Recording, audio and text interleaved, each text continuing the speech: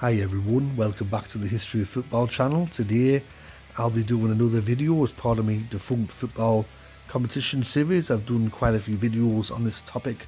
There's a playlist, go and check it out. But today I'll be talking about the story of the full Members' Cup, which existed between 1985 to 1992. The competition was created after the 1985 Heysel Stadium disaster, when English clubs were banned from European competition as an additional competition for clubs in the top two English league divisions. The competition's name referred to the clubs that were full members of the Football League with full voting rights. Teams from the lower two divisions were associate members and were only eligible for the Associate Members' Cup, now known today as the AFL Trophy. The initial full Members' Cup did not include the 6 teams that had qualified for the 1985-86 European competitions, as these played in the Super Cup instead. The competition was open to all teams from the top 2 levels of the English leagues, namely the first and second divisions.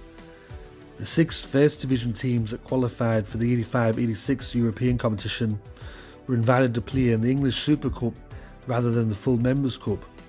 Some eligible teams chose not to compete in the tournament in a particular year, while 4 teams in the first division throughout the 7 seasons of the tournament never entered the competition: Arsenal, Liverpool, Manchester United and Tottenham Hotspur. Each year of the full Members' Cup had different teams competing in it, with the amount of teams changing as well. In the 1985-86 tournament, only 21 teams competed. However, in certain seasons, such as the last ever season, 41 teams competed. Meanwhile, in the middle parts, especially the 1989-90 season, 37 teams qualified.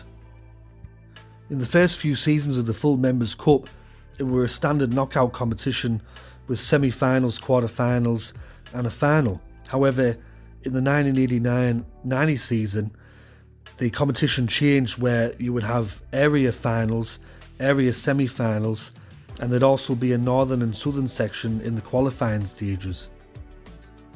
Attendances throughout the competition's history were quite low, and especially with the finals. Each final was contested at Wembley Stadium. However, in 1987, only 40,000 people attended the final between Blackburn Rovers and Charlton Athletic, which Blackburn won 1-0. Probably the most exciting final of the full Members' Cup came in 1986, when Chelsea were leading Manchester City 5-1, until Manchester City staged a late fight back to make the final 5-4, with Chelsea winning the match in front of 67,000 at Wembley Stadium. The last final of the full Members' Cup came in 1992, when Nottingham Forest defeated Southampton 3-2 after extra time. While the European ban of English clubs was partially lifted for the 1990-91 season and fully lifted in 1991-92, the full Members' Cup survived throughout until the end of 1992, its 7th season. The competition was then cancelled the following season, when the Football League First Division was superseded by the Premier League as the top division in the country.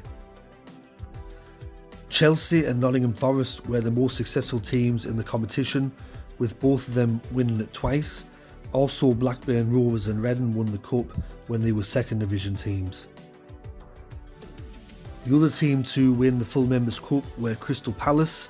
In 1991, they defeated Everton 4-1 after extra time, and this is the only sort of major trophy that you could say that Crystal Palace have won in their history. If you're a Crystal Palace fan, let me know in the comment section below. Do you consider the full Members' Cup to be a major honour? Due to sponsorship reasons, the full Members' Cup was known as the Simmered Cup from 1987 and 1989, and some people out there might remember it as the Zenith Data Systems Cup, which was known as from 1989 to 1992.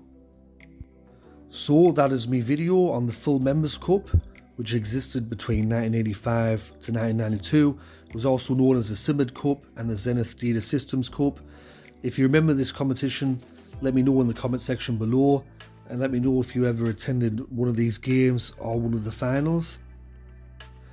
I vaguely remember this competition when I was very young, and it didn't last very long, because once the European ban were lifted and teams were allowed to compete in the Champions League, the writing was on the wall for the competition. And I think also the fact that the likes of Arsenal, Liverpool, Manchester United never entered the competition and didn't take it seriously shows probably the prestige of the tournament, along with the low attendances and things like that.